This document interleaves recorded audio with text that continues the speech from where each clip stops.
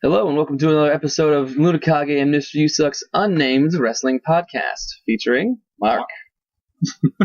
Special guest. Special guest Mark. He is the wrestling Mark. Only sometimes, though. It's unfortunate we call him that just because of his name. He's really not that bad.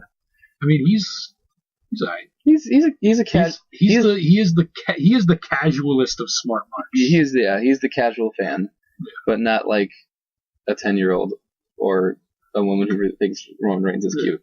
I think Roman Reigns is pretty cute. I actually straight up don't think his look is like super amazing. I mean, I think I would pay to look like that because I'd get all the fucking bitches. Yeah.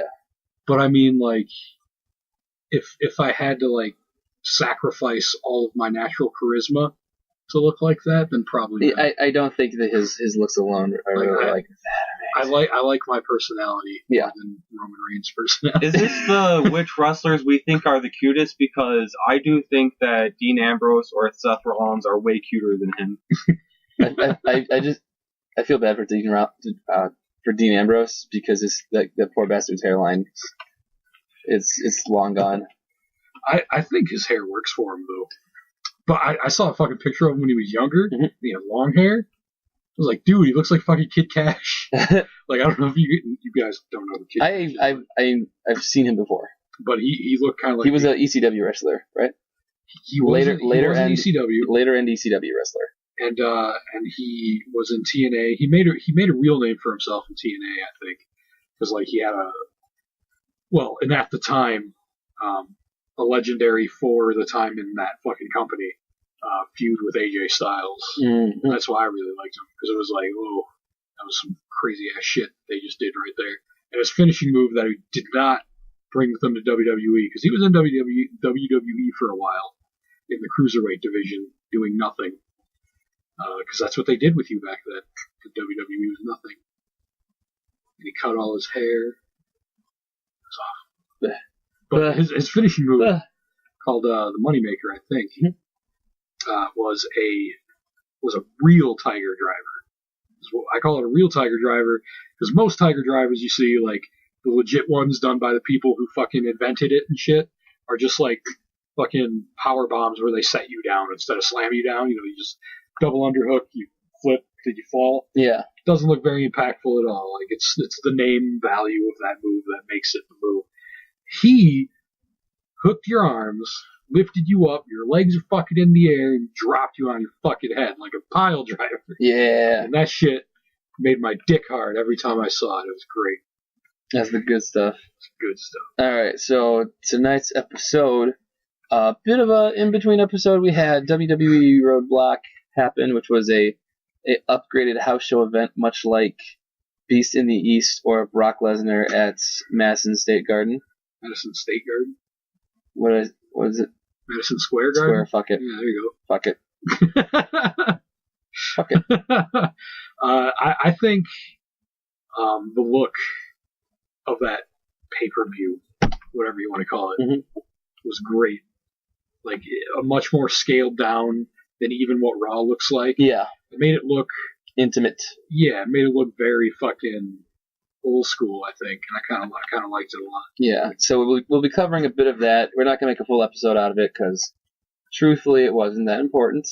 Yeah. But we'll also go into pre-Mania discussions before we have our big Mania episode afterwards. Truthfully, I think the reason why we're not doing a full episode on Roadblock is because I don't think you took show notes for it.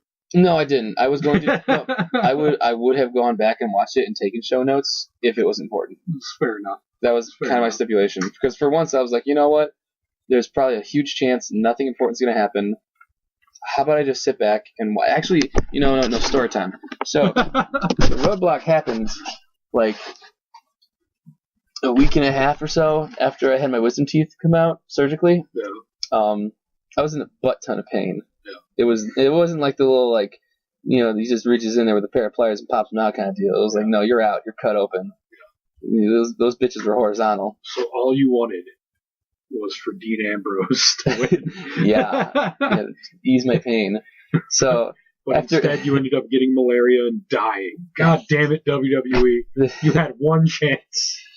So I had to like kind of bite and claw with my dentist to get like a second round of like narcotics, so I could just kind of be high and not in pain. So like Roadblock's happening, and I'm laying on my couch, and you know how my couch is set up downstairs, where I lay like parallel to my desktop. I'm basically just ready to sleep, like as I watch anything on my computer. That explains why you said nothing when I was like trying to talk to you about it. No, I was. We were also watching it at different times. That's true. That's true. But so like I'm on the couch, I got my comfiest hoodie on. The drugs have kicked in, and I'm like, man, this is such a cool little house event. Everything's so comfy. I'm so comfy. These matches are good. Like this is legitimately I'm like, this is a great wrestling experience. That was a much better fucking evening than I had that day. I can tell you that. So I've got the card up. There were two dark matches. There were two dark matches for Roadblock. Mark Henry defeated Randy Sharp. Okay. And Goldust defeated Victor with Connor at the ringside. And we don't even need to talk about that because who the hell cares? But what necessarily makes a match a dark match? Do they just turn down the lights? It's not broadcasted. Oh, okay. Yeah, so they'll have more matches, and they're the ones that are not caught on video. Very unimportant stuff. Very unimportant stuff. It's basically the curtain jerker to the actual curtain jerker. It's for the live crowd. Usually they do that a lot for, or at least they used to, for newer talent coming in to see if they're like ready to work with the guys on the main roster. But now that NXT is the way it is, they don't really do it for that reason as much anymore. Although, like, when you said, Danny Sharp? Like, who the fuck is Randy Sharp. I'm actually going to look up who the hell Randy Sharp is, because there's no Wikipedia entry for him. Well, that fucking explains how important he is. That doesn't necessarily look like a wrestler. No, that definitely looks like a musician. Randy Sharp, WWE. Give me something. I actually... First one is Roadblock matches. I actually don't... Oh, he was a local wrestler. Oh, okay. So he must have been a Toronto local wrestler. That's cool. Yeah, that's really cool. That's cool. Yeah. By the way, Roadblock took place in Toronto, Ontario, Canada, probably. Yeah, Toronto, which is important for a couple of reasons. So basically, what they did that dark match for is it was probably like half a tryout. Like I wouldn't be surprised, like assuming he did well, if he ends up like on NXT at some point. Yeah. As like fucking, I don't know, some kind of pun on the name Sharp. Because if that's his real name, he's not keeping it. Actually, can we just give him like a really shitty like late '80s wrestler name, like Blade? Like we're kind of lacking those really shitty names. I mean, we're probably not going to have those for a while. I know. Because like Vince McMahon, when he gets in his moods, like, you know, it's like everyone's got to have first and a last name until they hit the main roster, and then everyone has to lose their first name. Yeah, or last name in some cases. Yeah. So those are your dark matches. Maybe one day we'll see Randy Sharp. That would be cool, I guess. Yeah. Everyone should get that WWE paycheck. Exactly. That's what that's legitimately like what I think about some days. Like, oh, Social Outcasts are on Raw. Yeah. Good, they got a paycheck. Yeah, good for fucking them, man. Yeah. Like they get paid to fucking just not even work a full match, and even when they do work a full match, it's like 5 minutes tops. So this is skipping ahead a bit, but it's kind of on that topic. Last night's Raw was setting the stage for the 7-man ladder match at Mania with Kevin Owens. Yeah. The reason it's a 7-man ladder match is because AJ Styles and Kevin Owens had like an hour-long match. It was fucking amazing. Was it that long? It was like... Or was it 20 minutes? it was like, there was the opening segment, there was the Kevin Owens AJ Styles match, and by the time all that shit was done, you were within the second hour. Oh, wow. It was like an unbelievable match. So after the match, I think Jericho comes out to accost AJ Styles and cause things like that or some shit. And then Kevin Owens is taking the mic like, yo, I'm Kevin Owens. And Ziggler comes out, Miz comes out, and Sammy comes out, and he's like, yeah, we want that from you at Mania. And he's like, you know what, I'm a fighting champion, I'll go talk to Steph. So he talks to Steph, and he's like, Steph, I'm a fighting champion, how about I set up a triple threat match to see who has the chance to fight me at WrestleMania. And she's like, okay, that's cool. Go do your thing. And so like later on that night, Kevin Owens comes out as Lillian Garcia is about to start calling the card, and he's like, no, Lillian, I got it. And he grabs the mic and he starts announcing it. And he starts announcing it in ways that make it sound like he's about to call out Dolph Ziggler, The Miz, and Sami Zayn, but it's actually Stardust, Sin Cara, and Zack Ryder. And it was great because when he was introducing Stardust, Sin Cara, he was like, now this wrestler has wrestled all over the world in a mask, and you're like, oh, that's an El Generico reference. Holy shit. Also, Ziggler dropped a Botchamania reference. Oh, really? Yeah. Because he was calling it KO Mania. He was like, KO Mania, WrestleMania, Botchamania, who cares? I'm like, oh my gosh.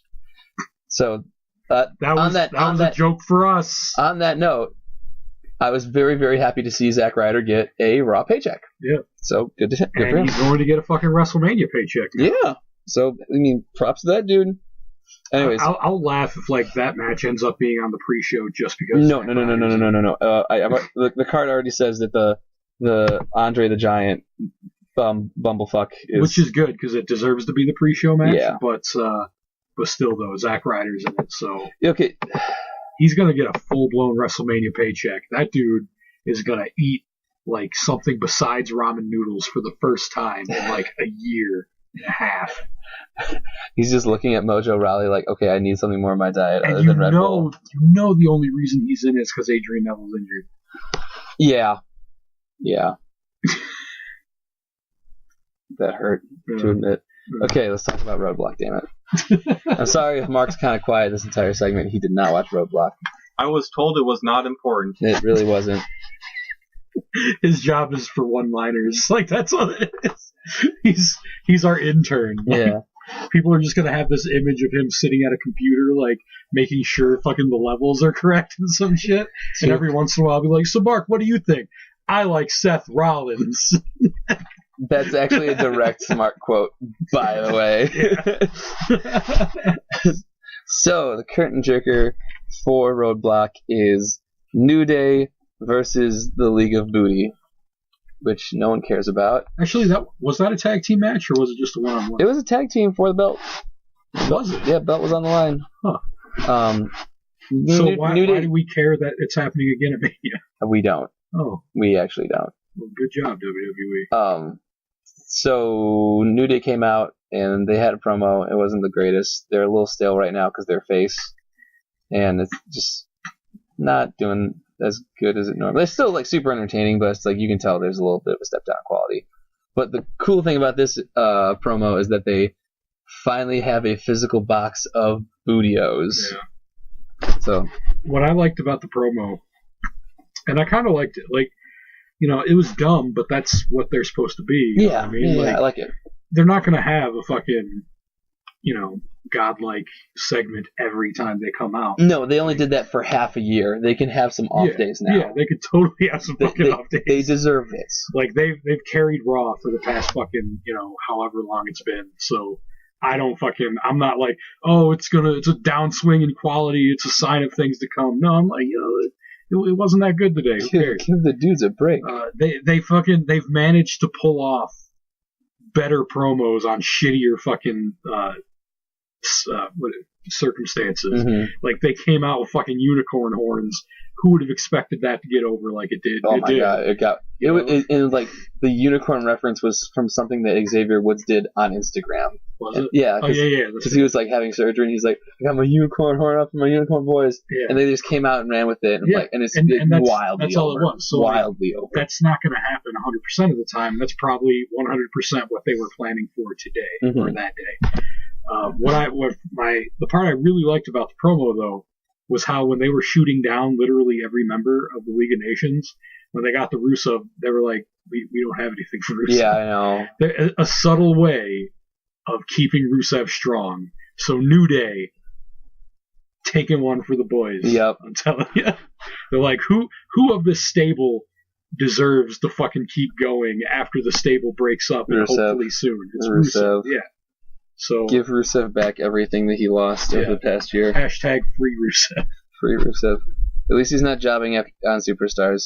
He's doing better than what I thought he would be doing right now. I mean, he's doing about what I thought he'd be doing. Well, no, after the whole, I'm going to propose to Lana and physically break up this dumb angle I've been stuck in for 5 months. Fuck, he did what we all wanted. Mm-hmm. I thought he was just going to, pay out the ass for that one. Yeah, but he took one for the fans, and I respect him for it. Yeah. I mean, it's kind of hard to say he took one for the fans when he's fucking taking it to Lana every night, but, for the sake of fucking ending that fucking awful storyline. It was terrible. Yeah. Anyways, the match was probably good because New Day were in it.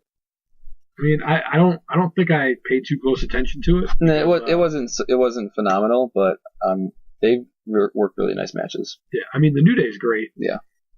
In the ring, but League of Nations are not, on average. If it was a tag team match, wasn't it? It was Sheamus and Barrett. Barrett got to wrestle. Hurrah! So, I mean, that's probably going to be his last match in the WWE. Most likely. But yeah, fucking Sheamus, don't care about. Barrett, no reason to care about. I knew they weren't going to win, so I didn't fucking pay any attention to it. Next up on the card, Chris Jericho comes out and delivers a scathing heel promo. Yeah.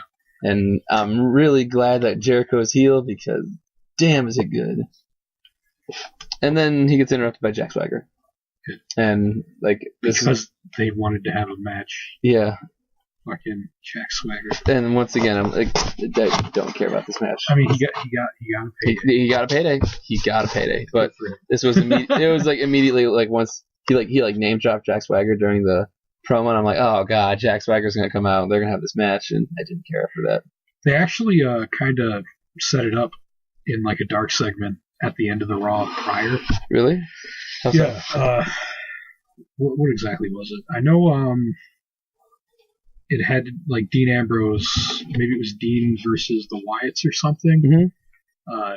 And then Dean was getting his ass kicked, and then fucking they did a huge cluster where a baby face came out, then a heel came out, then another baby face came out, then another heel. So it was you got Dean, the Usos, fucking Stardust was in there, Jack Swagger, I believe Sin Cara, Goldust. So you had just all these fucking people just in there, and Jack Swagger was in it for some reason. So it was well, I guess they're trying to put him in the mind of the fans. Hey, he's still there. He's not horrendously irrelevant. He had a feud with Alberto Del Rio, but that was about it. But Del Rio is irrelevant. He's so irrelevant that I forgot he was in the League of Nations. I noticed you forgot he was in the League of Nations. I purposely didn't bring it up because I wanted you to continue that illusion.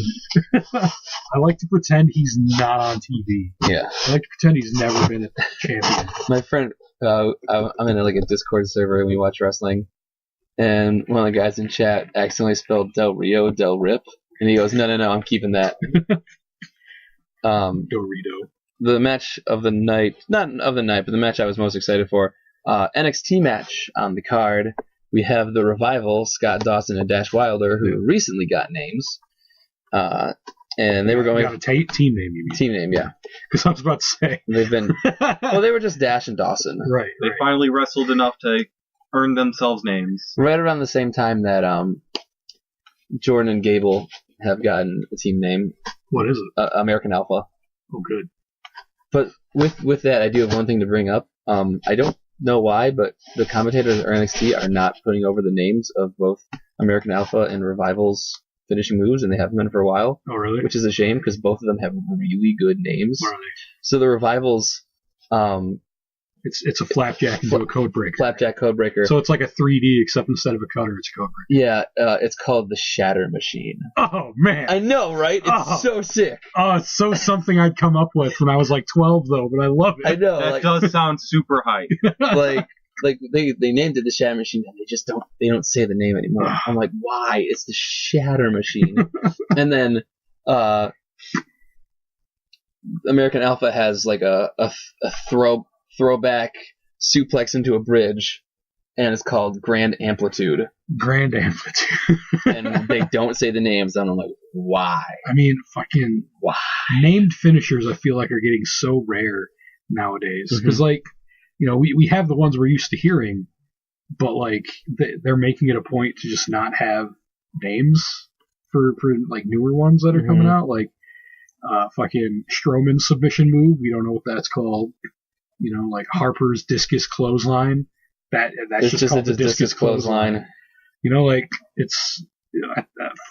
I just love named fucking finishing and moves. both of those named moves are so sick. Great. I'm sure that them not naming the moves on stream or anything is deliberate, but I don't want that. I want the announcers to always yell out the name of the move. Yeah. Plus on stream, just have like a freeze frame where it has the name of the move right there, kind of like a Yu Yu Hakusho. Yeah. I mean, that would kind of make, matches a little more epic. It's like when a finishing move happens, it's like a super flash. Like a super flash. Like on the real though, like you have nothing to lose by trying to put the name of the move over. Yeah.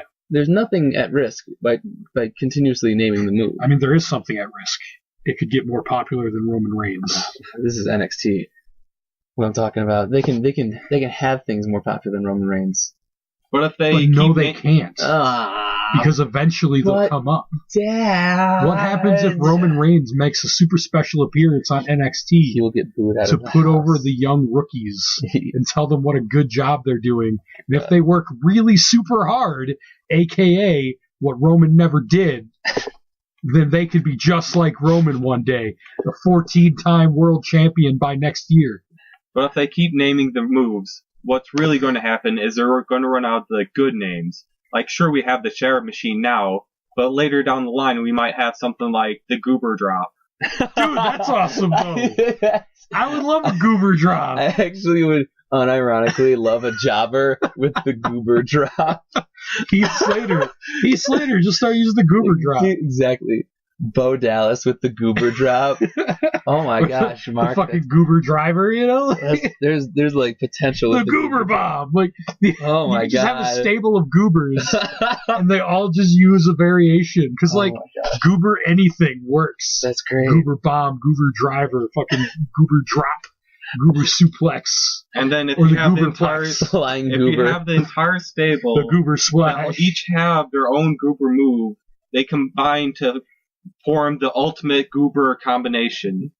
Too bad we'll never see any of that because this is a job squad we're talking about. I mean, that already fucking goes in line with something that fucking Curtis Axel said fucking on the last Raw. He made a Voltron reference. He did. That's right. Yeah. He did make the Voltron. I like the social outcast a lot. I do. I like this. Anyways, Revival versus Enzo and Cass. Really, really good match. Kind of was pulling for Enzo and Cass to win it. But I know it's better off that they don't because I really want them to be called up soon. Yeah, they're going to be called up soon. Look at these fucking times, though. That was only a 10-minute match? 10-minute match. Yeah. Next up is probably one of the matches of the night, surprisingly, outside of the main event. Charlotte was defending versus Natalya. Yep. And Natalya's in her hometown, so the mark out for the Hart family was pretty real. Yep. Definitely a lot of sharpshooters applied, but this match was really well booked. A lot of really good submission holds, a lot of nice selling.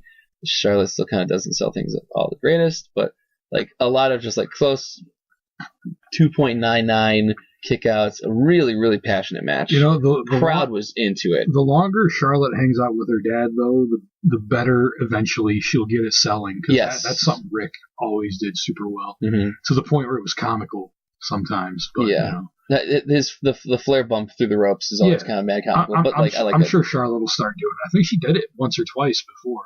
So. I can't remember. I know in the past a couple matches and even very recently, her selling is just shit and it's kind of bad.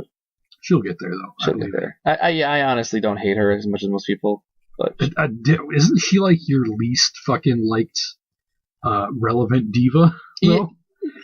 No. Well, I mean, define relevant. In a roster of a diva that's doing something. I mean, there's including NXT. Oh. Maybe. If it is, it's not out of spite, just out of yeah. I mean, people are doing better. She's kind of my least favorite too, but not in terms of that I don't like her as much as the others. Not in a spite. Not in a spite. I just like the others a lot more. Exactly. Like Charlotte, I totally believe is going to be like super good the longer she goes on, and it definitely helps that fucking the Divas division has gotten the kick in the ass we've been hoping for since we started this fucking show. Oh yeah. And like, you know, they're consistently just putting out good stuff now, and I hope they maintain that momentum, because like they're making sure that you have the good divas in a match that matters, and then you get an 8-diva clusterfuck. Yeah, and all the divas of the divas that don't matter. So they can get a paycheck, and that's fine. They need one. Yep. Like, you know, there's only women in the world that are making more money than me, so there you go. Next up was probably one of the more interesting matches of the night. It's Brock versus the Wyatt family, and the Wyatt family ends up being Bray and Luke. Yeah, it was a handicap match. And by Bray and Luke, I mean it was just Luke. Yeah. Bray was never tagged into the whole match. It was only a 4-minute match. It was pretty squashy. He did start the match, but he tagged out as soon as the bell rang. Yeah. The reason why that happened, I found out, is that Bray is actually working with a bad back right now. Okay. So that's probably why he doesn't have a Mania match either. Yeah. He's probably like, hey, I worked Mania last year injured. I'm sitting this one out, guys. So like, if we count him, the list of injuries is ridiculous. But yeah, like that's the reason why that happened like that. Yeah, Neville's injured, Bray's injured, Luke's injured, so Luke's injured, yeah. So we got half of the Wyatt family out of commission. Fun times in Cleveland again. The death spot match was truly the death spot match of this card. Sami Zayn goes up against Stardust for 12 minutes, and that match was the absolute snoozer. Yeah. I'm really sorry, but I've been really not impressed with Sami's matches since he's come back. I don't think it's Sami's fault, though. It wasn't. They keep putting him in there with fucking guys that no one cares about. Like, Stardust, people want to like, but how? How are you going to like Stardust? He's not doing anything. No. They stopped doing his fucking evil villain gimmick. I know. That was really starting to get decent. He was when they let him do things, he's good. It's just they're not letting him do things right now. Fucking, it's the Rhodes family curse. Fucking, and it's not about the family itself. It's just the fact that Vince secretly hates them. That's why they put fucking Dusty in polka dots when he came to the WWF. Mm-hmm. That's why they fucking made the Goldust character who he was, and luckily that got over like crazy. But also, I feel like Sami's call-up has been really ungraceful. It's been pointless. Yeah. Like, I thought for sure it was going to be like, albeit a little rushed, it was going to be for him and Owens in a one-on-one at WrestleMania. But now he's just in there as another body in the fucking Intercontinental title ladder match. Who cares? Like, why? So he technically debuted the same night as AJ because he debuted at the Rumble. And I thought maybe what was going on at the Rumble would be a one-time thing. I think that was just an NXT appearance, not necessarily a debut. But then there was his real debut was when he showed up on Raw to confront Owens when he was beating up Neville. Yeah, which was like it sucked 4 weeks afterwards. But it sucked. I mean, that was cool. It was cool, but it was like there was no impact to him showing up, really. Yeah, I mean, there was no point to it. Yeah, because like at the time, I thought for sure it's like, oh man, Sami Zayn. They're gonna do it at Mania, you know, like they deserve it. But no, it's fucking 7 guys because they're going to make the Intercontinental title a fucking ladder match title for every WrestleMania now. Which it's not like I hate. No, you know, like it's gonna be a fun match. I do like that this time around it's Owens defending, whereas last year it's up for grabs. Yeah, that's nice. That's cool. But Jesus H, I really wanted there to be like, at least have, when Sami runs in, the next segment be like a promo package explaining to anyone who isn't watching NXT why Sami versus Owens is really important. Because it's really important. Instead, they did it on YouTube. Yeah. Thanks, guys. All of their best promos are on YouTube, and it's fucking ridiculous. Like, in a way, I guess, like, that allows the guys to not be scripted. Because, like, every time you see a Dean Ambrose promo on YouTube, it's fucking awesome. You know? And, fuck, you have those on the fucking show. Let your guys go. Have more faith. Let them have do their thing, man. That was a really big deal. Could have been. Alright, main event. It's the King of Kings, the Cerebral Assassin, the Triple HHH. Yes. Versus the Wacky Man. The Wacky Man. Dean Ambrose Jones. for the WWE World Wacky Weight Championship. Wacky weight. Wacky weight. I think of a shake weight when you say Shake weight. So we were thinking of every possible way that Dean would win this match and get the belt and save Mania. Yeah.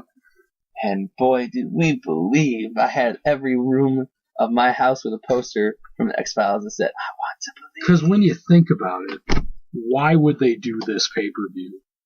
You know what I mean? Yeah. Why? If nothing happens, what is the point? So technically something does happen. Technically speaking, something does happen during this match. The match is freaking gorgeous. It is a very, very good match. 24 minutes and 43 seconds, and boy, does it feel like it. Yeah. So there's one very particular and very important moment in that match where Dino hits Triple H with dirty deeds and gets a full 3 count on him for a pin, but his leg is under the ropes, and so it's not a legal pin. But he gets the 1, 2, 3 count, and the crowd goes ape shit. Yeah. Because they think Dean actually just won it. And then the referee, went ape shit. I needed to fucking clean up my TV screen. Oh yeah, no, I went ape shit. Actually, I snapped out of my high coma for a second. Actually, it was more like I leaned my head up and was like, what the fuck? But it felt like you were going ape shit. Yeah. And then I went back down. I'm like, okay, back to comfy land. In your comatose state. You felt things for a second. Back to the comfy. I felt something that wasn't pain. This was kind of cool. Right. So that makes Dean look really strong. That makes Dean look really damn strong. Yeah. So that was kind of like the whole point, basically. I mean, it would make him look stronger if Triple H wasn't just going to lose cleanly to fucking a guy that doesn't deserve it. Oh my gosh. How do they not make it happen? All right, we need to wrap this up so we can get to the true meat and potatoes of the show. Man, I'm fucking hungry right now. Sorry, buddy. Roadblock, despite the fact that we've kind of complained about nothing happening, probably going to be one of your top 5 pay-per-views this year. As a pure match standpoint, it's fucking great. It was really, really good. Even if we just fucking put the main event, if we just tuned in, it was a half-hour show and it was just the main event, still being one of the top 5 pay-per-views. There were a couple weaker things. Really, your big standout matches are the NXT tag, Charlotte, Natalya, and the main event. I mean, all of them were championship matches. All of them were good matches. Yeah, I mean that's what a championship match should look like. Exactly. That's I was about to say. They felt like championship matches. Yeah. Meanwhile, Ryback versus Kalisto probably not going to feel like a championship match. Okay, I'm going to try and do this from the bottom up because Wikipedia has them in I think reverse order, most likely reverse order. Kinda. Go back up again. It's like main event right up here and then down here, and then the pre-show match. Yeah, it's kind of wacky. Huh. So, anyways, it's time to talk about Mania. These are our WrestleMania predictions. This is maybe just our WrestleMania predictions and our discussions. Yeah. So based off what we have for the card, which thankfully I think at this point the entire card's fill out. It's pretty final. I mean, they only got one more week, so yeah, they might set up some other dumb match for pre-show. Unless they pull like a Daniel Bryan at WrestleMania 30, and it's like Dean Ambrose, if you win your match, you get inserted into the main event or something. Oh my god! Well, he wouldn't win his match though. He might. He might. I'm gonna give it the possibility because it's my boy. I want to believe this happens.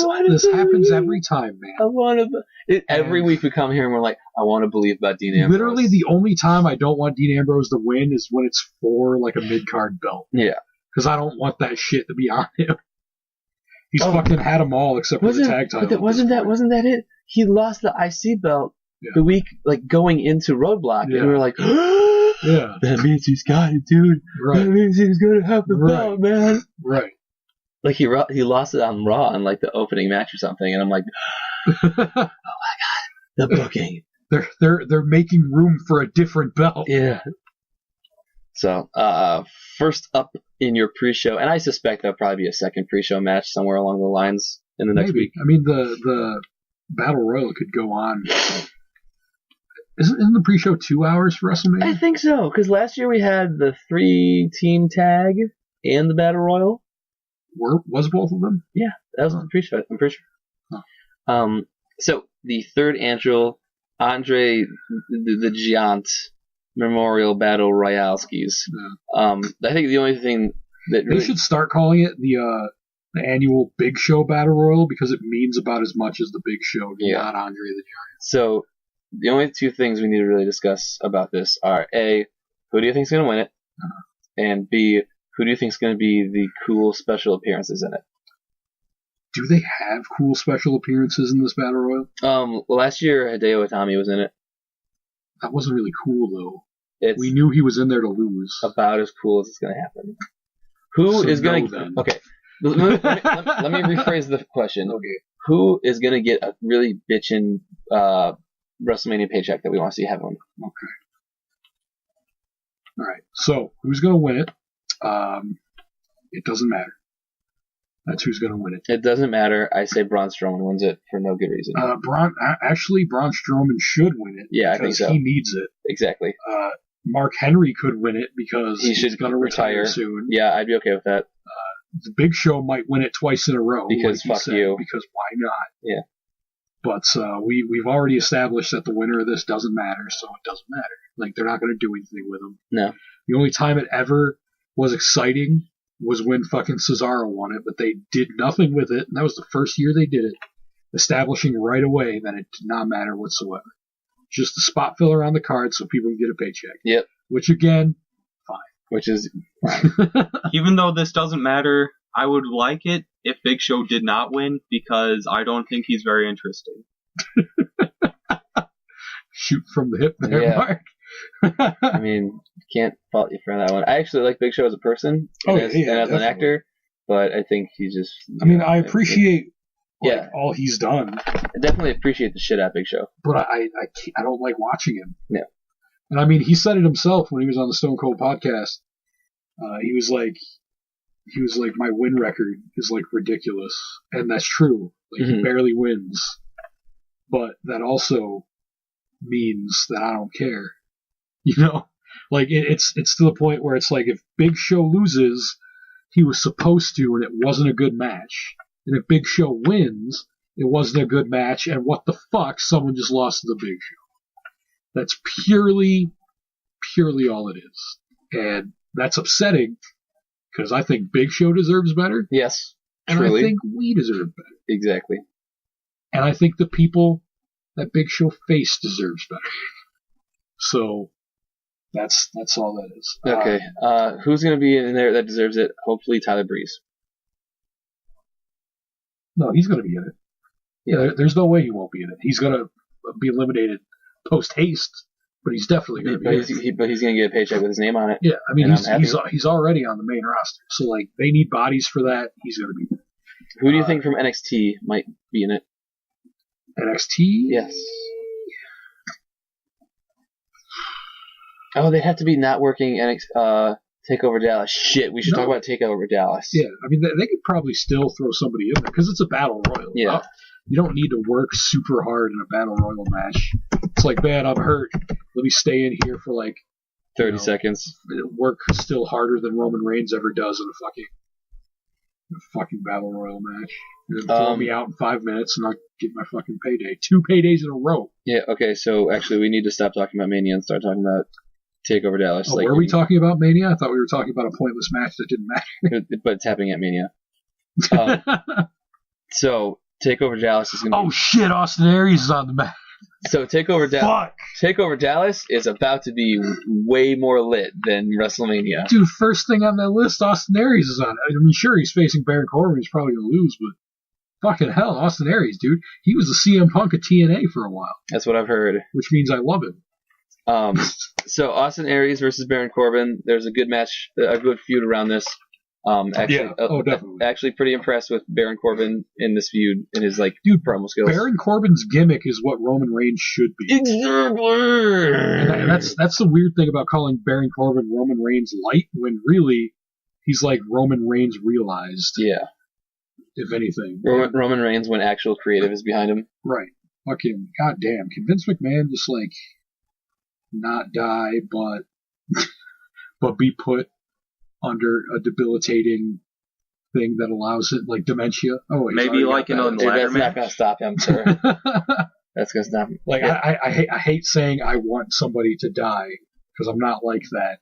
But we know he's not going to retire. So at this point, we kind of got to hope that Vince McMahon dies. We're talking about a wrestling thing. It needs to be settled with a ladder match. All the McMahons.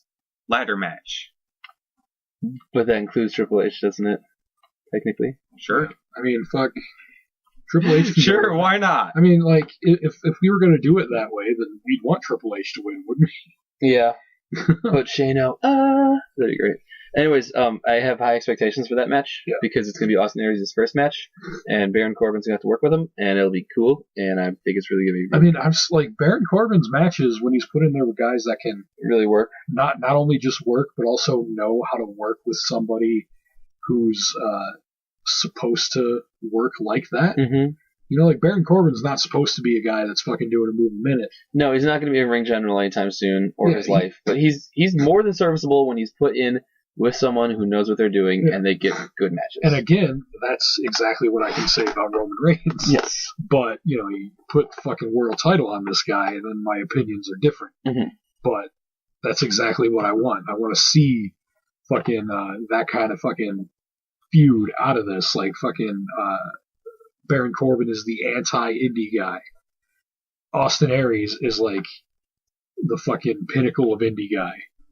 So this match has to happen. I mean, Baron Corbin lost his match against Joe when they were doing it. So, I mean, he might not win. So didn't he lose his match against... didn't he have a big match versus Apollo Crews and lose that? Did he lose that? I think so. I'm pretty sure he won. He might have. I think he won like an offshoot match. But I think their singles match he lost. I can't remember. Regardless, that's another thing. That's another way Baron Corbin's booked better than fucking Roman Reigns. There's a chance that he could fucking lose. Yeah, he's not insanely protected. Like, fuck. Like, on the one hand, you want to protect guys like that, but on the other hand, when you do it too much, you start to realize that fucking the only thing these guys have to offer is the fact that they're backed by the machine, and that pisses you off. And you already have one guy in the main roster backed by the machine in terms of protection. You don't need one that's unlikable. Yeah. No. So next up is probably the match I'm most excited for: Revival versus American Alpha for the tag belts. So American Alpha is actually a face team? Yeah. American Alpha's a face. They always have been. Oh, really? Yeah. Huh. They're a little cocky, but I mean... Well, I mean, cocky faces are still great. Yeah. I think that American Alpha are the full product. Like, the absolute full product. Yeah. I've been really disappointed in the past, like, month or so of NXT, though, because Jason Jordan has been taking, as my friend called it, the 2015 Titus O'Neil hot tags. Really? Yeah, and I'm like, why? You can, like, completely work. He's amazing. Yeah, but you're really only going to get something like that on a pay-per-view match. Yeah, but like it was like Luna. It was like straight up like 4 weeks. Or like that's what I'm talking about though. Like just that though. when it's free TV, like you got 5 minutes to work a match. You know what I mean? Like the whole point of a tag team match when it's not supposed to be like this long epic championship bout type deal that you'd see on a pay-per-view is that you get in there, you have one guy, generally the little guy. He's the guy who's taken he's the babyface in peril. Mm-hmm. He's the one who's getting separated from his partner. And then you got the guy coming in with the hot tag, which is usually the bigger guy. He's not really usually going to be a guy going back and forth. They're going to do that a little bit, maybe have a false finish, and one team wins. Like that. That's all you're going to get on a standard episode. Pay-per-view, though, you could mix up the formula. Pay-per-view is going to be so lit. So that's Pay-per-view is going to be so lit. That's why you're probably going to see that side of Jason Jordan. His name is, right? Yeah. That's probably when you're going to see that the most, And I've been hearing a lot of people compare those guys to Team Angle, Benjamin and Haas. Mm-hmm. And I love those guys when they were still fucking doing shit. Especially Shelton Benjamin. I keep wanting to call him Breaking Benjamin. Like, legitimately. Like, it's not even a joke. I almost called him Breaking Benjamin fucking twice just now. But yeah, like, those guys were great. So, it's kind of like, so this match is basically you got your throwback team of, like, brawlers, and then you have your more modern throwback team of super technical guys. Yeah. That I'm sure can fly if they want to, but they're not. That's not their gimmick. No. So I do like that the Revival are like really, really old school. brawlers. But they're also still good though. Yes. Like there's really easy way to do a boring brawler, but when you get like a guy or a team that do it right and still make it entertaining, then you fucking get that shit done. Mm-hmm. And it usually helps to be good on the mic. Like Dean Ambrose, he's a brawler. Yes. Like, and being my favorite wrestler right now, a brawler is hilarious to me, but he does it. So yeah, that match is gonna be good. Apollo Crews versus Elias Sampson. This is the only. Elias Sampson is they've been building him up over the past couple weeks, months. He's the drifter with the acoustic guitar. Yeah, I haven't seen him. He's actually not bad, but I just don't care about this match because I don't think there's a whole lot to care about this match about. It'll be a good match, but there's just no importance to it. Holy shit, though. Yeah, the next match is the most important match. The next match is like the most important match. It's Sami Zayn versus Shinsuke Nakamura. Damn. And doesn't he have a new name now? Nakamura? No, he hasn't. I think they're keeping him with Nakamura. Oh, so that must have been like a joke thing that I saw on my image board of choice. He probably was because when NXT happened and they announced that his match, I think William Regal said, "Yes, you are fighting Shinsuke Nakamura." That's awesome. So I'm like, yes, you get to keep the name. So Sami Zayn, like coming back to that point that you tried to make earlier, about how someone's not going to work the Battle Royal because they were on Dallas. Mm-hmm. So we got a guy that's going to work a match that's bound to be fucking 20 minutes. Yes. At Dallas, and then the next night work a fucking ladder match in WrestleMania. Yep. So is there going to be somebody who's higher paid in WWE tomorrow? Or not tomorrow, you know what I mean? Roman Reigns. Fuck. Fucking, his fucking t-shirt just be like, show up, cash paycheck, leave for all the smart cities. Yeah. Show up, cash paycheck again. His hard hit often is just cash check, cash often. Fucking hit hard, hit often, fucking hit hard, sleep rest of time. And then we get to our championship matches, probably a double main event of sorts. This one I'm fucking hyped for. Like, ooh, buddy, this is gonna be good. Balor versus Joe, I don't give a fuck, but this one.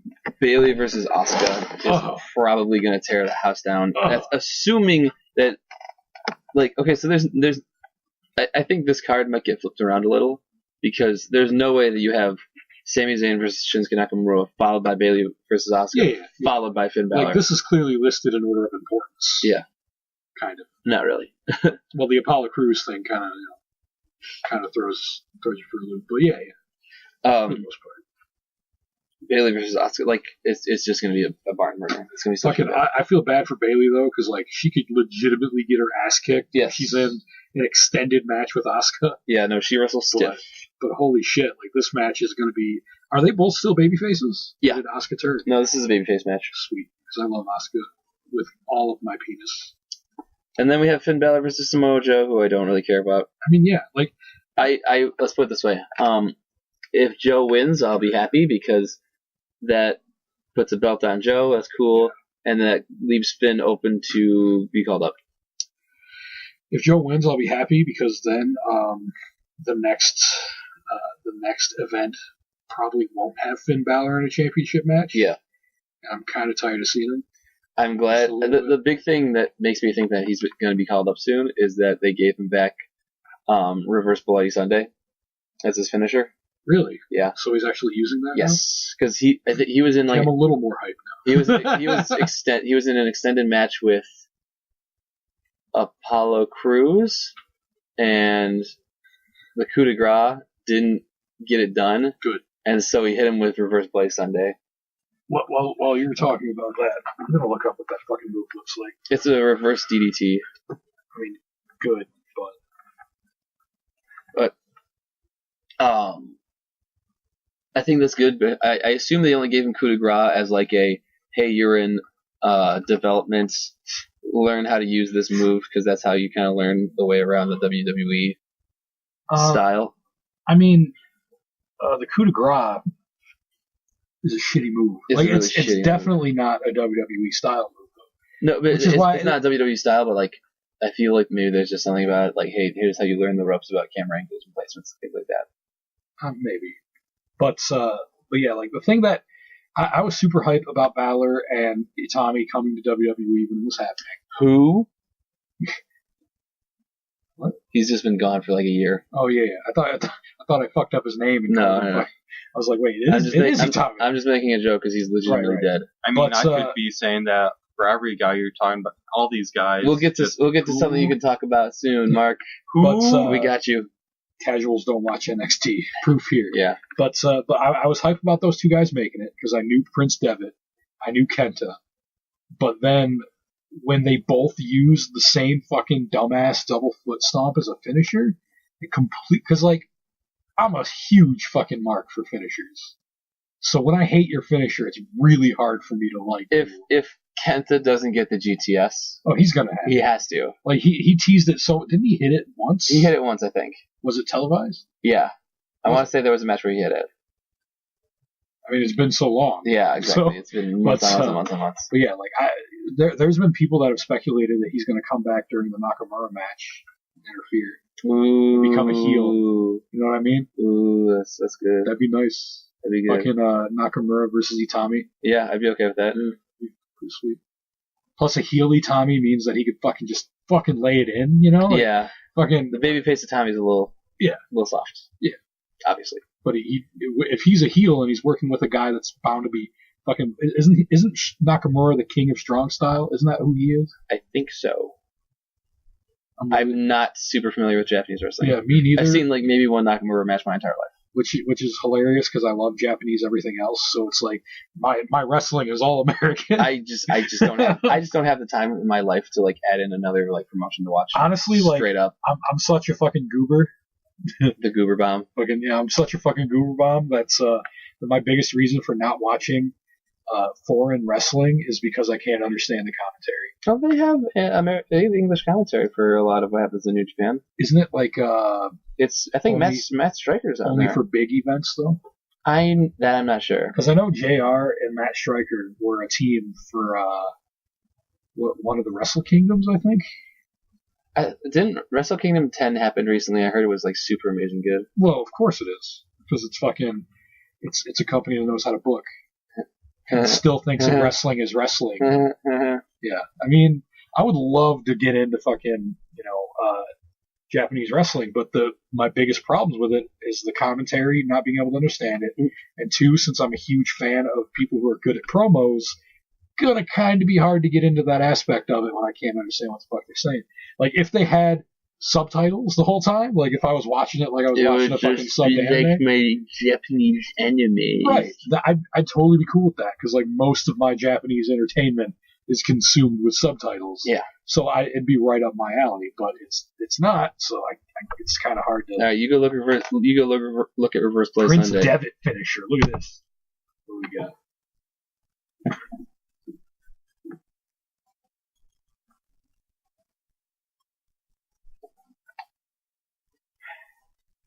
It's fucking Devon's finisher. It's whatever, I guess. I don't love it, but I like it. I like it a lot better than fucking the coup de grace. Yeah. I like the name a lot. Yeah, Reverse Bloody Sun. I wish it wouldn't have to be called the Reverse Bloody Sunday, because does he use a regular Bloody Sunday, which is just no like idea. Edge's finisher? That I can't other than tell the you. spear, the execution. I don't know. I don't really like lifting DDTs because I think they're kind of dumb. I think that video that you click, which is like the main video if you try to look for it, I think that's a really shitty example. I feel like I know I've seen better ones. I mean, I know what it is. Yeah. Like, I've seen that move before. Like I said, Devon uses it when he's not finishing people off with the 3D. And then Edge used it as a signature / finisher during the 2002 era. Well, he didn't use that one, but he used the not inverted version, just the normal lift DDT. And I don't really like lift DDTs because, like, I think the best part about DDTs is how fucking quick they are. The snap. Grab, fuck, you're down. You know, like I when I was watching a lot of OSW, they were kind of giving out about Jake the Snake's DDT. Yeah. And I was like, holy shit, this guy got it. Yeah. Like he made that move look so fucking good. Yeah. It's like, I mean, he was the inventor of that fucking move. He's like, you wait for it. Snap. Yeah. Oh. And that's the thing. The thing is, like reverse DDTs like not lifting, like the Reverse Bloody Sunday, but just regular snapback, like the Scorpion Death Drop, is probably my favorite DDT, period.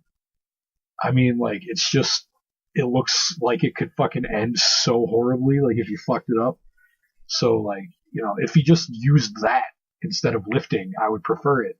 But I just don't like lifting DDTs. Like, DDTs with snap, like a fucking good tornado DDT is always great. The only tornado DDT I thought was bad was Christian's, because he did a tornado reverse DDT, which would be sweet, but Christian's reverse DDT was him falling forward instead of falling back. So whenever he did a tornado version, it was still that. So it looked really stupid. I think falling forward DDTs are like the dumbest fucking thing. Because what the fuck are you even doing? Honestly. But, you know, that's just me being a moves guy. Talking Moves about guy. shit like that. Alright. That might have to be a segment, like fucking on the new channel when it happens. Moves guy. Listen to me fucking mark out about fucking moves for an hour. That's fine. Get yourself a mic. People want to listen. Alright, so what I'm going to probably do this in reverse order, because it probably is going to be reverse order. Your curtain jerker will most likely be Kevin Owens versus 6 dudes in a ladder match for the IC. He'll be up against, as we said, Sami Zayn, Ziggler, Zack Ryder. He gets a paycheck.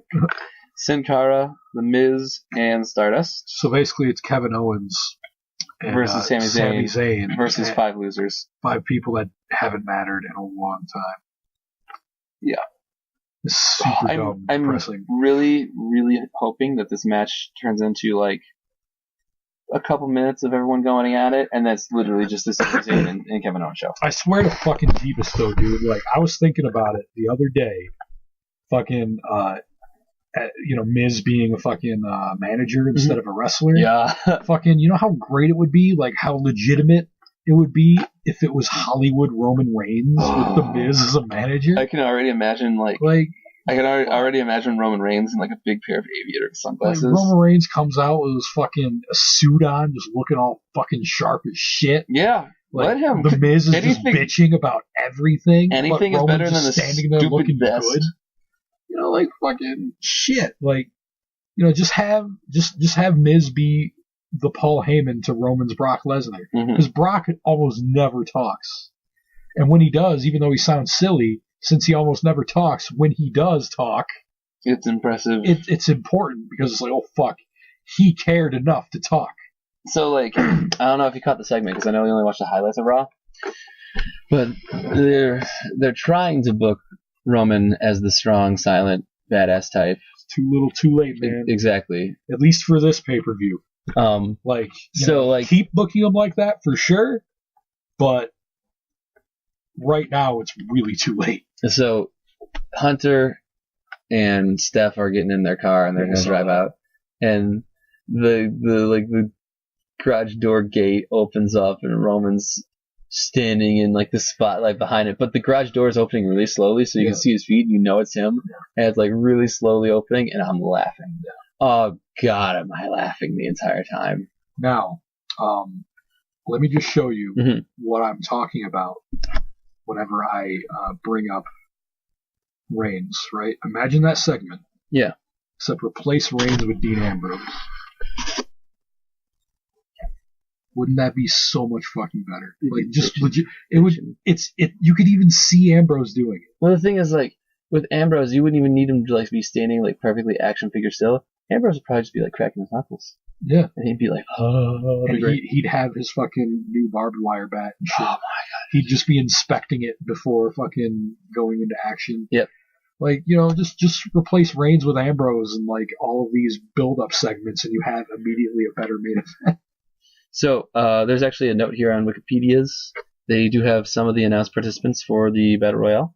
Oh, do they? It's all of Social Outcasts, Big Show, we know that, and Kane. Yeah, we know all these. I forgot if they mentioned it. Because there was the promo that they did, and I didn't give a shit. Yeah, like literally these guys were all in the same segment. So. That's cool. Alright, next up is going to be the worst match of the night by far. Kalisto defending the U.S. belt versus Ryback. I don't think it's going to be the worst match. I don't think it's going to be worse than New Day versus League of Nations. Simply because there's just more people I don't care about in that match. That's true. Like, Kalisto I do care about, just not at the moment, because they're not really giving me a reason to care about him. And the exact same with Ryback. And Ryback, yeah. And I think it's fucking absurd that they have a singles match when Owens and Sami Zayn don't. Exactly. Like, why can't fucking you replace those two and put them literally in that 7-man ladder match, and you'd have the same fucking match. It'd just be for the U.S. title. And then you immediately have a better card. And that's better because the U.S., like Owens has done a really good job of building up the IC belt, whereas they haven't done anything with Kalisto. So, at all. It's nowhere near as important right now. It'd be perfectly fine to have a gimmick match for the U.S. belts. Yeah. Perfectly fine for a gimmick match. Whereas, like, Sammy versus Owens in a singles for the belt, fuck, you'd tear the house down. Yeah. I mean, realistically, I don't know if Sammy could do, like, Shinsuke Nakamura tear the house down, wake up, Kevin Owens tear the house down. That is true. That's super true. Literally 2 Mania matches. Honestly, like, putting it in that context, I wouldn't be surprised if that was the reason. Yeah. Like, Sami Zayn, like, sure, it's going to suck because this is a ladder match, but when you've got more than just 2 bodies in there, like, you know, Sammy doesn't have to take 100% of the spots. I wouldn't be surprised if Sammy, like, spent most of his time not doing much in this match. Until but I'm sure he's going to get a few good spots. I think we know where the story is going to devolve into Owens and Sammy. That's what the people want. Who do you think is going to win that match? I actually think Owens is going to retain. No, honestly, I think Owens will retain. I mean, who else could win? Sammy. Yeah, but he's not. He's not. So yeah, I agree with you there. Yeah, when you put it like that, I was like, oh, actually, really, no one else really going to win. Which makes me feel good because I want him to win anyways. Yeah. So Kalisto and Ryback, I've been trained not to care, so I do not care. I think Ryback's taking it. I see no reason to say otherwise. No. I actually don't care about the outcome of this. No. The New Day versus the League of Nations for the nth time. Really, really disappointed in this. The first time it happened, there was way too many matches. The really, really disappointed. Before the first match they ever had, when they were doing a promo about it, it was still outgrew its welcome. Yeah. Overstayed its welcome. It's just, there was no reason to care about the League of Nations, and I think that's the reason why the New Day face turn didn't really impact much, because it was against the League of Nations. Yeah. Who cares about these guys? My friend was like, where do I write an angry letter every time JBL compares the League of Nations to the Four Horsemen? Oh, Jesus Christ. I'm like, fuck you, JBL. Don't even say that. I mean, I know you're trying of them. I know you're trying to put these people over, but, like, no. Don't even say that. Fucking Sheamus has been boring for a long time. Del Rio's been boring for a long time. Barrett's been boring for a long time. Listen, even when he still wasn't that super good in the ring. Like, I wanted him to be relevant to see if he can, like, come out of, like, whatever rut that he was in for a while. But anytime he was in, like, he's been squandered so much that I don't know if it's even possible for him to be good. It's not. Even if he was so close to being, fun with the Bad News Barrett thing. And they stopped. It's their fault. And I hate it. You pay the price for it. Yeah. Rusev. The only guy that matters. The only guy that has an ounce of potential left in him. Yeah. And Rusev has got a lot of potential left in him. Yeah. But I guess we just got to wait and see what happens to him after these guys break up. Yep. It's going to happen soon. It has to happen soon, please. Jesus, tap dancing H. Better yet, put Roman in, have Roman come, fucking kick Sheamus' ass, and now he's the leader of the League of Nations. God. Go ahead. Next up is a tag team match for exactly no reason and no one cares. I mean, they booked it for a reason, but Usos versus Dudleys. We just still really don't care. Honestly, it could be a good match. It might be a good match. The only thing about this match here is that I feel like they're trying to rekindle a little bit of Hardys versus Dudleys. Because Usos are kind of like that kind of team. Yeah. Except honestly, I think they're a better working team, like that back then at least. Like the Hardy Boys now could probably work a decent match, but like the Hardys back then, it was just 100% like hype, basically. So I think if they put importance on it, then it can be a good match. But the thing is, what might make the match kind of shitty is I don't think the crowd's going to be very involved. No, which really turns me off. Really no build up for this match. Yeah, but basically, like Usos and Dudley Boys, if they kind of keep it going a little bit, and have it like culminate in kind of a like nostalgic kind of triple threat TLC match with the New Day involved for the titles, so like Usos, Dudleys, and New Day, and like give them like have it be super important to where it's like built properly, like that's what I wanted to begin with. Yeah. When Dudleys came back in the first place. I wanted Dudleys to be built important for TLC. That didn't happen. Yeah. So that's right. I wanted them to take the belts at TLC. Damn it. Yeah.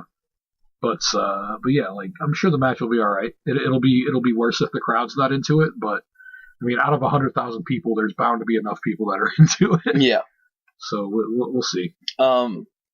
Next up, one of my most anticipated matches of the night. Yeah. Triple threat with Charlotte, Becky, and Sasha. Yes. Who do you got? Oh. Okay, there's who's going to win it, and there's who I want to win it. Okay. Sasha takes it, but please, Becky. Please, for the love of God, put the belt on Becky. I agree with that wholeheartedly. I know Sasha's as long as Charlotte doesn't retain. Yeah, there's no reason. Like, I don't. Charlotte's dropping it. Charlotte's 100% dropping it. I think that Ric Flair is going to have Charlotte cheat, and then Charlotte will win. Well, you can't cheat in a triple threat match. Can't? No. Well, it's no Ric DQ. Flair can't just, do something. Throw a table, chair. He can't hit. You can't hit women anymore. You can slide a chair. He can grab one of them and make out with them. Yeah, he could do that. He could. He did once. There's probably there's going to be a Flair. For sure. Flair's going to do something. He could slide a cactus into the ring and stuff could happen. He could slide Cactus Jack into the ring. But that's not cheating because the others could easily use weapons. I don't think it'll boil down to any of them using weapons. No. I think they're just going to try and make this a really good fucking straight-laced match. Yeah, which is what I want to happen. Though at the same time, I would love to see fucking the women involved in more matches like that too, because like we haven't seen that in a long time. But even though I say cheating, I just mean he'll interfere. Yeah. Tell you what, fucking, I want, by the time fucking one of the gimmick pay-per-views comes around... Extreme Rules. That should be your next one up. Well, it totally is. I would love to see fucking the Divas in an Extreme Rules type match. Yeah. It would be really great. And it would further kind of skyrocket the importance of the Divas title, because they want to take away all the bullshit that it's kind of had done to it. Yes. For the longest time, there's been 2 Money in the Bank briefcases. Mm-hmm. Since the unification of the titles, there's only been one, which is good. But why not have like a Divas Money in the Bank? Maybe because there's not too many Divas. That's the big thing. Is the Divas division is really small. Yeah, but I mean, shit, that'd be pretty fucking sweet. I don't think we've ever seen a Divas ladder match. I'd be down with it. Do it, man. Book it. Run with it. What do you got to lose? Right. Fucking nothing. Like putting the Divas in more match types is better because it makes them. It says that they are like the men. Yes. Because when they're not in any of those fucking matches, like sure, there's a lot of people that don't like gimmick matches. That's fine, but when they never have gimmick matches, it's like, well, that just means you're not as fucking into it as the boys are. Yeah. So fucking shit, why not? Put them in Extreme Rules matches. Put them in ladder matches. Let's have fucking Divas Hell in a Cell match. Jeez, let them have fun. We've got the workers, capable for it. Yeah, we're finally starting to get that, especially when fucking Asuka comes up. Oh my god! Imagine fucking Asuka when Bayley and Asuka show up, it's gonna be like unreal. I hope it's gonna be unreal. Like, I mean, they're starting to book fucking Divas right now. Yes. So, like, I still have reservations. Keep the train rolling. But like, you can't just have Charlotte, Sasha, and Becky 100% of the time. And right now, that's a scary concept. That's a scary fucking idea, because who else are you going to put in there? Paige, who is good, but like she's kind of fucking still a holdover from the era where fucking they were being treated like bullshit. Mm-hmm. So like there's still a bad taste in people's mouth when it comes to Paige. I still like Paige. But I will admit that whenever I see her, I don't care. Yes. And that's a very sucky thing to feel. Because I still love Paige. And I think it's also that she's been booked really. Oh, yeah, definitely. Fucking bring back the anti-diva. Like, have her be, like, the silent badass in the new Ministry, which is an idea I had. I might get into it, might not, I don't know. But yeah, like, fucking bring back the good Paige and not the fucking catty, BFF, except when we're not Paige. I don't. Because, like, Paige is about fucking where the Bella Twins were. And just like I said, she's a holdover. She came in at the tail end of when the Divas fucking didn't matter. So it's like I said, she leaves a bad taste in a lot of people's mouths. Mm-hmm. But yeah, like fucking slowly weed out. Like the Bella Twins are both like basically on their way out. Like as far as right now, I mean, I know Nikki's still injured, right? It's an injury. Yep, she had neck surgery. She had for a while. Yeah, so that's good. That's a sucky thing to say, but I actually don't mind Nikki all that much. I mean, I think she's hot as long as she's got clothes on because she's got fake breasts, but I don't really think she's good. Like I think she's better than Brie. I think she's better than a couple other people that get ring time. Sure, but fuck them too.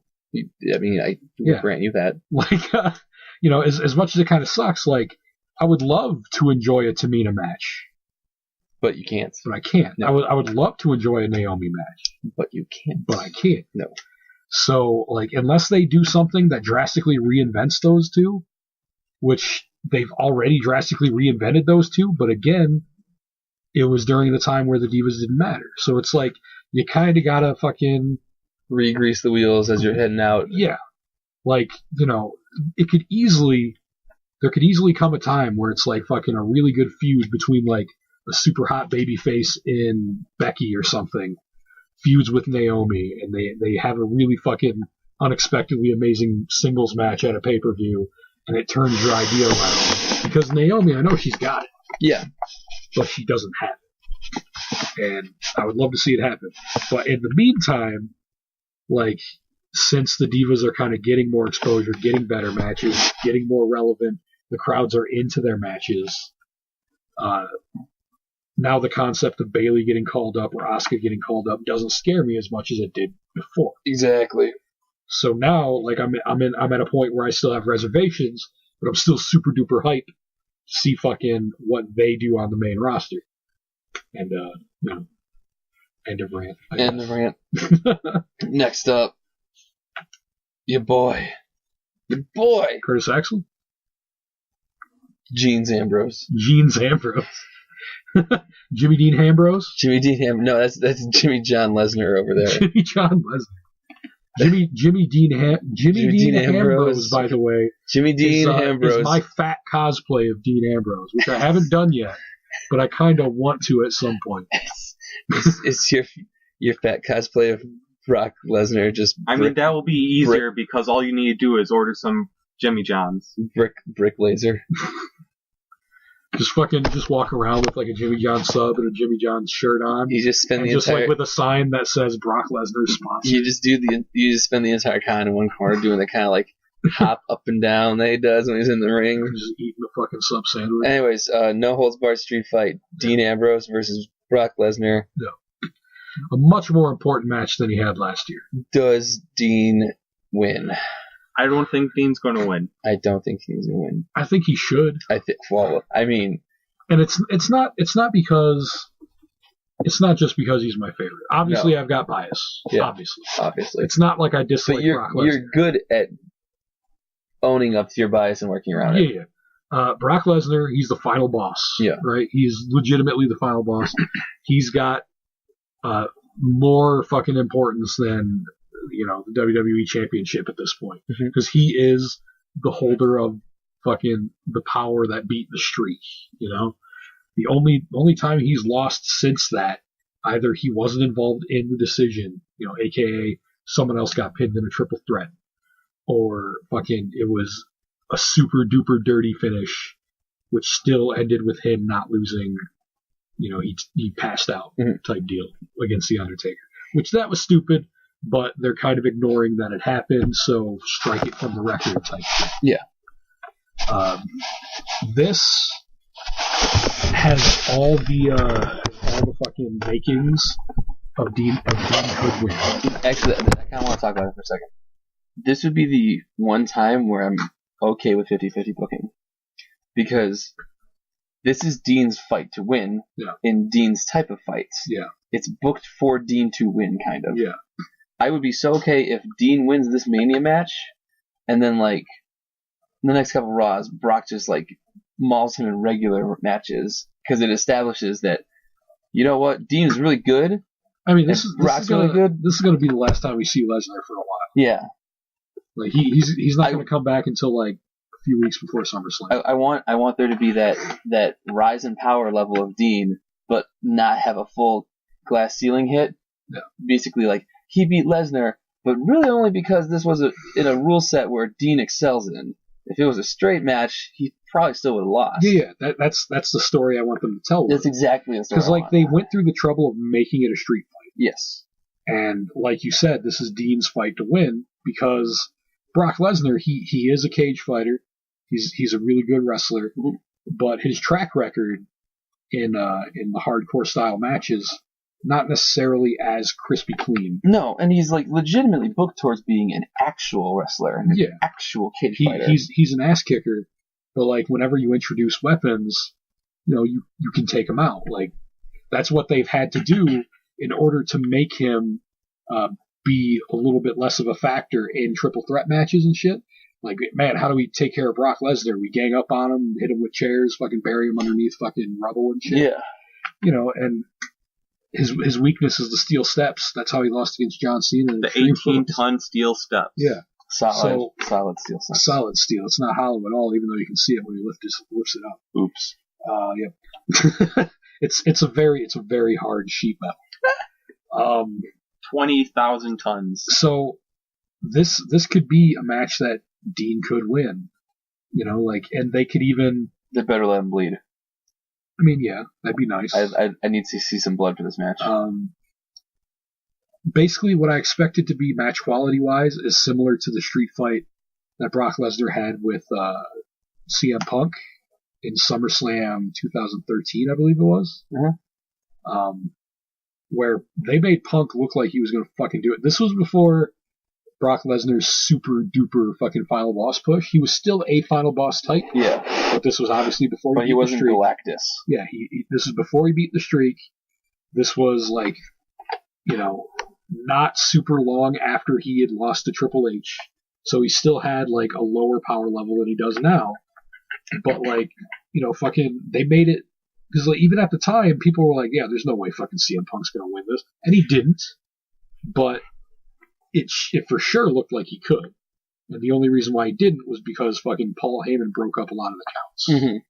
You know, and like, I don't know if they're going to do that here because, you know, they want to maintain that fucking final boss thing for Brock, so like, Heyman doesn't really need to. But yeah, I totally think Dean can win and should win. Because again, it's not a match type for Brock, so you can use that as a way to say, like, you know, and like book a match down the line, like 50-50 booking type deal, but not right away. Yes. Like, you know, fucking have Dean beat Brock here, and have him fucking coast on that win till like SummerSlam when Brock comes back, and then at SummerSlam, maybe not necessarily have him face Dean again right away, but at some point you can have Dean and Brock again and have like in a normal match, and then have Brock win it. Yes.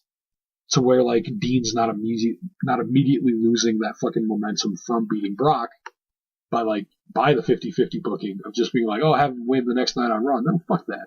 You know, like, have Dean use that momentum for a while. Please. And like, you could say like, well, Dean lost to Triple H cleanly, kind of in a way, and then like beat Brock Lesnar because like all the planets aligned.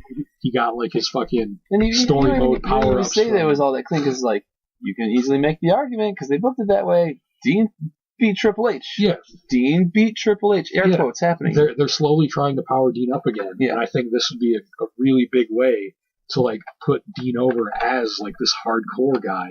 It not necessarily means that he's got to be in a hardcore match, but like he's the guy that can go that extra mile where other guys cannot. Mm-hmm. he's the guy that can survive more chair shots than another guy. Like when you get him in a normal match, fucking you can out wrestle him and shit. But like Dean's got the equalizers. No one can use a weapon like him. There's a lot of people that have their gimmick matches. Like John Cena's got I Quit matches. He never loses those because he never quits. Exactly. Never give up. Boop boop doop boop. Triple H and Undertaker both have Hell in a Cell as their gimmick match. Fucking have Dean Ambrose be the street fight guy. Whenever there's a street fight and he's involved in it, that he's the man to beat. Have him be the final boss of street fights. Because like he looks like he's a street fighter. Mm-hmm. Like not throwing Hadokens and shit. But he looks like he's a guy that'll fuck you up with fucking weapons because he knows how to use them better than you do. And I would love that.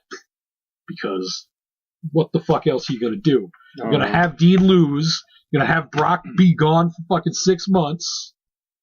Then what's Dean gonna do? Pretend it didn't happen? That's what's gonna. Like, he looked really good in a losing effort. Sure, but how long are you gonna do that before people fucking stop caring? God damn it, Luna, because that's what's gonna happen, and I hate it. I know.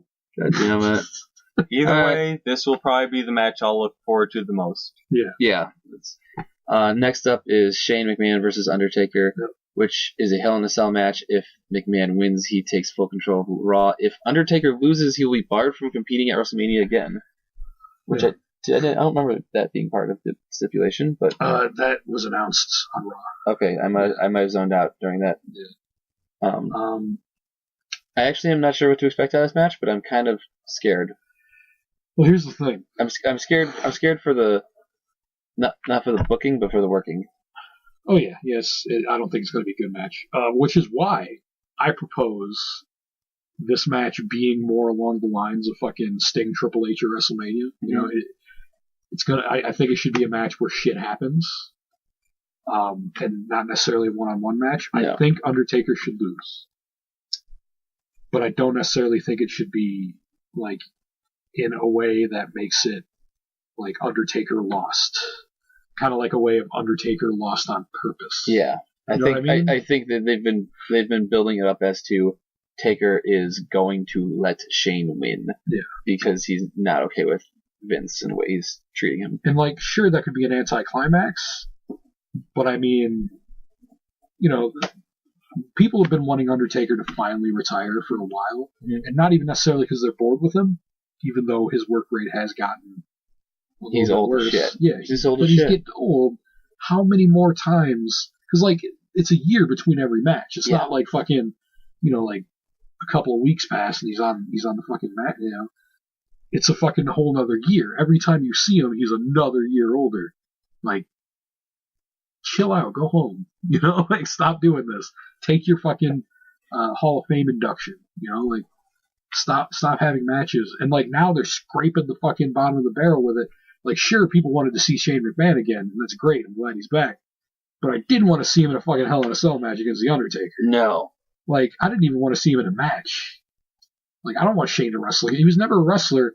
He had good matches before, obviously. Yes. But his thing wasn't as a wrestler.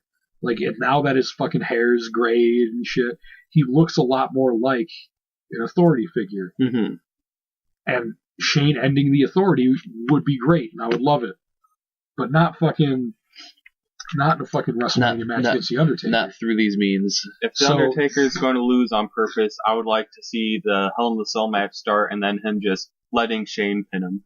Just be like 5 seconds. I think there's going to be, if this is a retirement match, of course, he's gonna bury himself somehow. He's gonna like hop in a coffin. What I'm kind of thinking and hoping is that Vincent and Stephanie are involved in this match a lot. Yeah. Like they come out. Do we get a Ronda Rousey run in? Maybe that could happen. I could see it. Ronda Rousey and Rock get run-ins. I think. But basically, like, Undertaker and Shane are having the match for a while. They're actually fucking doing it. And, like, Undertaker's just beating the shit out of Shane. But, like, in the meantime, you have, like, fucking Vince on the sideline, like, shouting and barking at fucking The Undertaker. Mm-hmm. Like, what happens if you lose. And, even though fucking Taker's clearly winning. Yeah. McMahon is just being a douche nozzle about it. Yep. And then eventually, and you could say this like maybe on the next night, but Undertaker has to retire if he loses. But if Undertaker loses, then Vince isn't necessarily the boss of him anymore. So there's that little loophole too. Mm-hmm. But like the fact that they introduced a retirement like stipulation in it is all the more reason why it makes you think that Undertaker's going to lose. Like whatever way it ends up happening, because like Undertaker's got to fucking go sometime. He's got to go. It's got to be soon. Like you gotta take him out before he long overstays his welcome. It's really hard to stop caring about the Undertaker because he's so fucking Undertaker. But he's really starting, like, after the streak ended, like, he kind of became, like, he's the Kane of WrestleMania now. Like, he's still, like, fucking, the Undertaker. But, fucking, now he's just beating new guys at WrestleMania again? It's like, the streak made shit really matter. Fuck is that? It's bugging the shit out. Oh, god damn it, I'm dumb. You're dumb as shit. It was the mouse. Go to bed, Luna. Okay, so yeah. Undertaker should lose. It obviously should not be clean. No.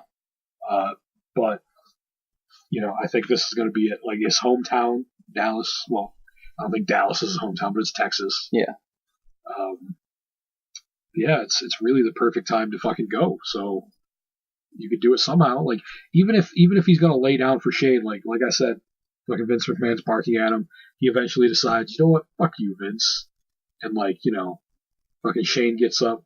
Undertaker's looking like, he's a badass because he is. He's an old guy, but he's a badass. Suddenly he does that thing where he gets down to one knee and fucking does that, to Shane, and then he just fucking lays down. Or maybe not even necessarily has to do that. Maybe he just forfeits or whatever, because Undertaker getting pinned is, he's a fucking, he may not get pinned. Yeah. He may just fucking. That's why I'd like to see him go out in a coffin. Yeah, I mean, fucking whichever way you do it, have the loss be Undertaker's, have him fucking ride off into the sunset. And I think that's what should happen. There's been a lot of speculation that Shane isn't going to be around after WrestleMania. This was purely to fucking fund it. Yeah, for like to fill a spot on the card, because like I'm pretty sure they wanted Undertaker versus Cena this year, which makes a lot of sense. And if he was going to lose in a retirement match, it might as well have been to fucking John Cena. It should have fucking been Sting. No, I mean, Sting. They should have just had that match. Is what I'm saying. Yeah. But obviously, fucking both of those dudes are fucked. Yeah. John Cena and Sting. Yeah. I don't think it's going to be a good match, but I do think there's going to be shit that goes down. Yeah. All right, time to talk about the big thing. Actually, I don't really want to talk about this at all. Triple H and Roman Reigns, the belt. Is that all of them? That's all of them. Damn. Unless there's something that hasn't been announced yet, that's all of them. So, like, actually, I think Triple H and Roman Reigns, I have, like, nothing to add to this. Roman walks out clean. Either Roman walks out clean, or we're all very surprised. And I don't really want to put the mental capacity into trying to book this to be clean or good or, like, surprising anymore. Okay, so here's what you do. I just want to be like, let it happen. Let it happen so I can just be over it. Like Dean, we'll sit down and we'll rap about what's going to happen to make Dean look good. Yeah. What's going to happen to make Dean's career correct. This, I don't give a fuck. I'm tired. I don't care right now. So here's what you do.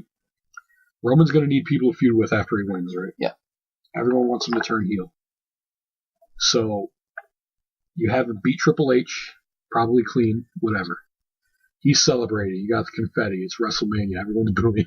Yeah. It's WrestleMania, everyone's booing. But in canon, in kayfabe, fucking, Roman finally did it. Mm-hmm. So fucking Dean comes out. They're celebrating together. Maybe after Dean won his match against Brock Lesnar. Oh, nice. Like fucking Dean's hurt and shit, but fucking, he won his match against fucking event caliber talent. Roman won his match. He's the new champion and shit.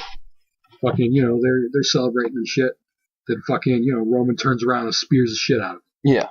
It's like, what? No. Why? But then maybe people are cheering because finally Roman's a fucking heel. Shit yes. like that. So, and then you could have the justification the next night being that, Roman's a cocky asshole. He feels like all this time Dean held him back. and like he even tried to fucking take the title while he was away getting surgery. You know, shit like that, making it Dean's fault. And then that would perfectly set up those two off of big wins at WrestleMania, feuding at Extreme Rules. The pay-per-view where shit gets real. And obviously Dean's gonna lose. And while Dean is eating that spear, he'll be making that confused face like he does. Or he could not lose because, you know, it's a hardcore match and they just set him up to be the final boss of Street Fights. I don't know. There's places you can go with it, is my point. You know? And since it's all controlled by a Vince McMahon, it's all going to be the worst route to take. Either way, I just want something to happen in this match. That's not fucking just Roman wins clean and it goes off the air with him celebrating and that's it. I'm done talking about it. I don't care about it anymore. I'm so desensitized to the whole, but I will say this, as this is the wrap up, because we're at a good length. I want to go home and get sleep. Yeah. I got work in the morning. As much as everyone was complaining about Mania not potentially being that great, I actually am looking forward to a lot of these matches. There's some stinkers on the card, main event being the biggest of them, but I would be lying if I said I wasn't hyped for this Mania. Does it feel like a WrestleMania, though? Given how shitty all the pay-per-views were this year, yes. Does it feel like a WrestleMania after Roadblock? Will it feel like a WrestleMania after TakeOver Dallas? No. Yeah. Oh, okay. You can't what say that. is a WrestleMania supposed to feel? Like TakeOver Dallas. I say you can't compare it to TakeOver Dallas. That's just fucking. That's just. No, I can't. Unfair. I can't. No, you can't because I can't. You're not even gonna watch it. Yeah.